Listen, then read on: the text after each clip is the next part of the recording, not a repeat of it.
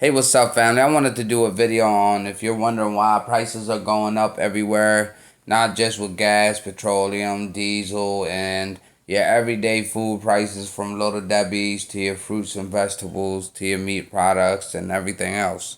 The reason things are going up is because of the fact that we have weaponized the dollar and we are creating sanctions against all these countries around the world, and it's basically backfiring on us because all we're doing is sanctioning ourselves and our allies with these sanctions that we're creating to supposedly try to topple people's economies.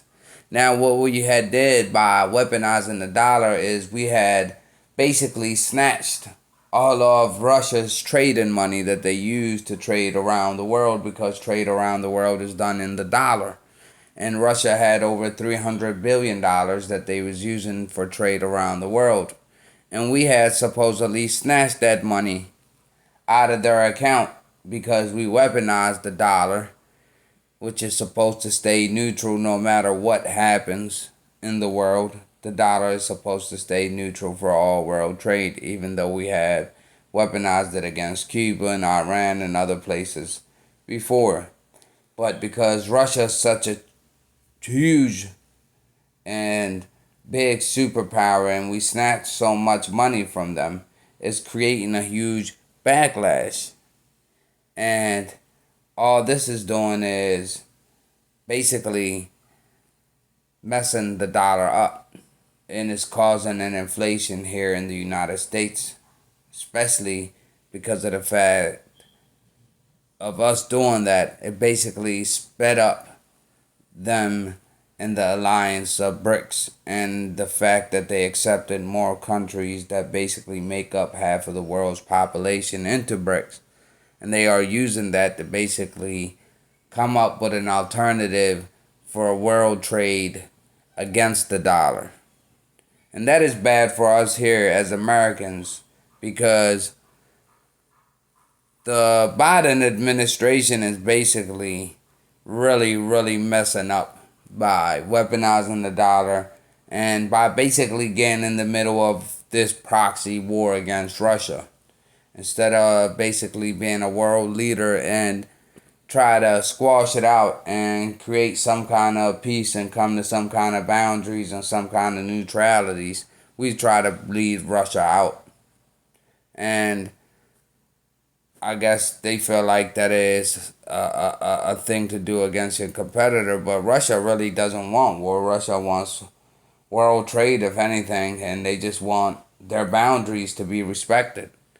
But hey, if Ukraine and them can't come up to a solution, that shouldn't have nothing to do with us here in the United States, because that is a family war. Ukraine and Russians are basically some of the same people, and that should be something that should be between them. We should not be wasting our money into it.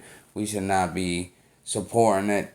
If anything, we should be trying to come for a solution, a peaceful solution, so that way we could remain a world superpower on the world stage and seen as somebody that came and coordinated such a difficult position before China or somebody else swoops in and does that, because China and Russia have been swooping in on all parts of Africa and the Middle East and basically creating peace alliances like China was just able to do between Saudi Arabia and Iran, something we weren't able to do, but China was able to do that. And it's creating them kind of alliances where they're able to build bridges and being able to recreate the Silk Road Initiative, the new Silk Road Initiative that they're trying to basically put in place. And instead of us trying to build and grow, we're basically trying to topple these superpowers so that way don't nobody outpowers us. But instead of us competing in the right way, we're outsourcing all our jobs, all our companies, and everything else that we have here in the United States, to the point we can't compete. To the point we don't even have, we're not producing our own gases. We're not doing none of that. We're stopping all of that. We're moving all our car companies overseas. We're basically producing everything, majority of everything that we have here that's supposed to be American made, overseas so that way they can get cheaper labor. And it's basically hurting the United States. And on top of that, we're accepting too many illegal immigrants to basically an economy that's not brewing enough and doesn't have enough jobs and enough competition in it and enough companies and everything else. People are already struggling as it is. But hey, in a way, it just seems to me that the leaders that are on top know what they're doing, and for some reason, it just seems like they're trying to topple the dollar one way or another. Because even our own allies like Saudi Arabia, who we went to try to lower the gas prices and everything, turned their back on us and went with Russia and actually um, raised the prices of barrels, cost per barrel. And it's hurting us here in the United States that our own allies are basically joining who we are supposed to be against, like China and Russia. They're all working with them, whether it's Israel, Saudi Arabia, Oman, Kuwait, Dubai, every single one of them. And now you have a lot of African countries that are also uprising against France as well and trying to get them out the way. And we don't know if they're going to feel the same way about the United States Army bases being there. But it's a wild thing, and it's a wild, wild thing. The fact that we're really spending billions and billions of dollars in Ukraine while we have starving Americans, homeless veterans, and drug ridden streets and infested streets, poor infrastructure. We have everything that's bad about here. Instead of us building this country to the greatness that it's supposed to be, we're investing all our taxpayers' dollars on building other people's countries, like we are doing right now in Ukraine. We're basically helping them with this war as they get their whole country destroyed, and then we're going to help them rebuild that whole country while Americans sit back and starve. You have people in Maui that only receive $700 for a whole family after losing everything they own, everything down to their toothpaste, their socks, their underwear, and everything, and a whole family only got $700.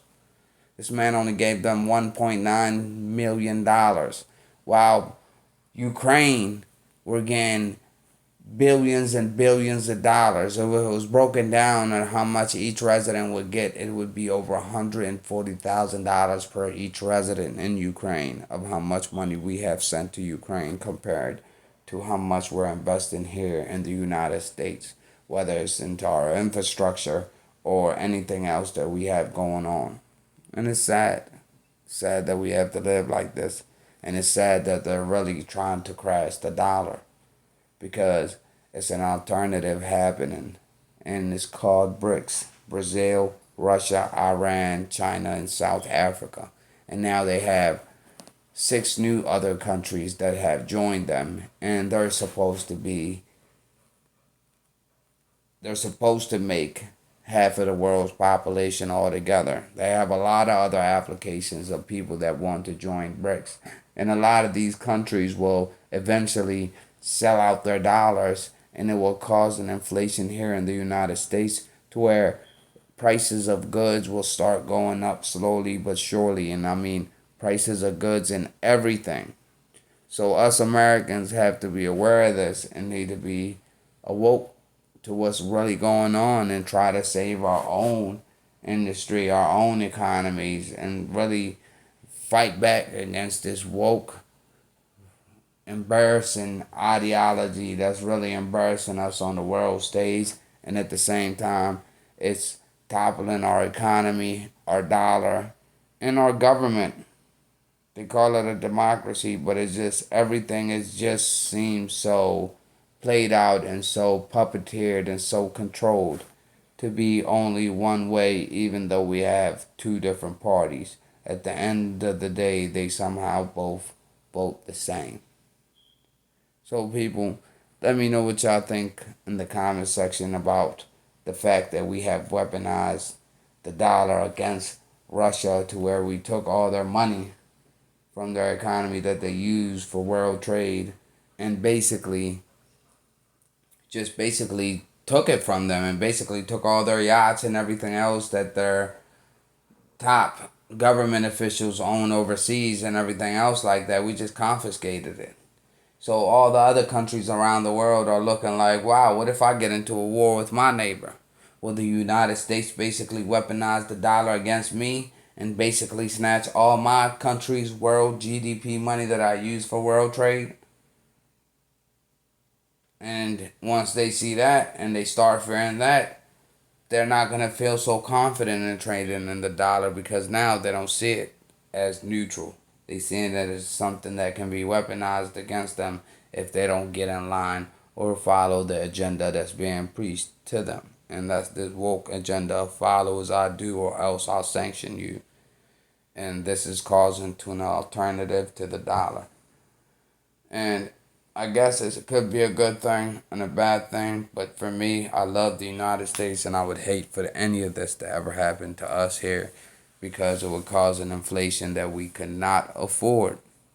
It would be an inflation that's worse than the inflation in the 1920s. But hey, let me know what y'all think in the comment section, and I'll get back to y'all